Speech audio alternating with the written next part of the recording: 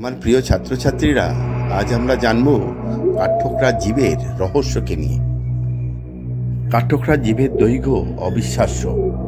তার শরীরের তুলনায় অত্যন্ত লম্বা। কিছু প্রজাতির কাঠঠোকরা জীব তার মাথার পেছন থেকে ঘুরে গিয়ে গলার পৌঁছে আবার মুখে ফিরে আসে।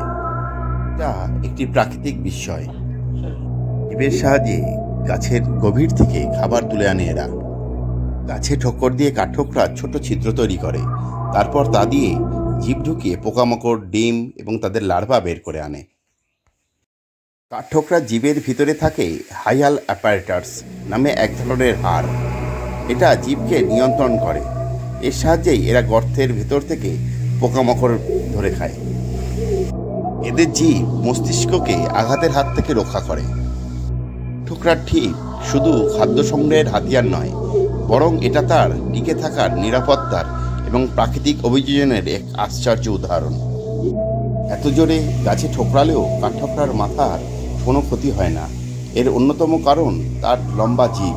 হ্যাঁ, কাঠঠোকরার জিভ মাথার চারপাশ দিয়ে জড়ানো থাকে, অনেকটা ঠিক হেলমেটের মতন।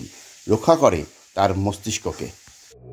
এমনই সব বিস্ময়কর তথ্য জানতে গেলে আপনাদেরকে সাবস্ক্রাইব করতে হবে আমার এই dream biology classes with Debashis sir চ্যানেলটিকে।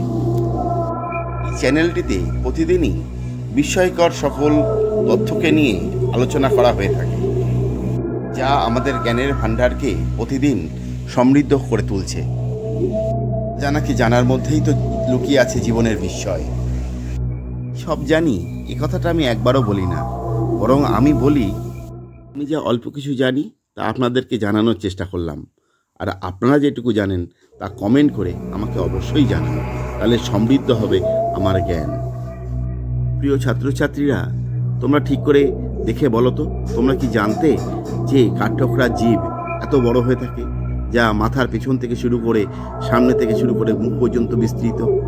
এই নতুন জ্ঞান প্রতিদিন তোমাদেরকে সমৃদ্ধ করে তুলবে। ভালো লাগলে শেয়ার করো।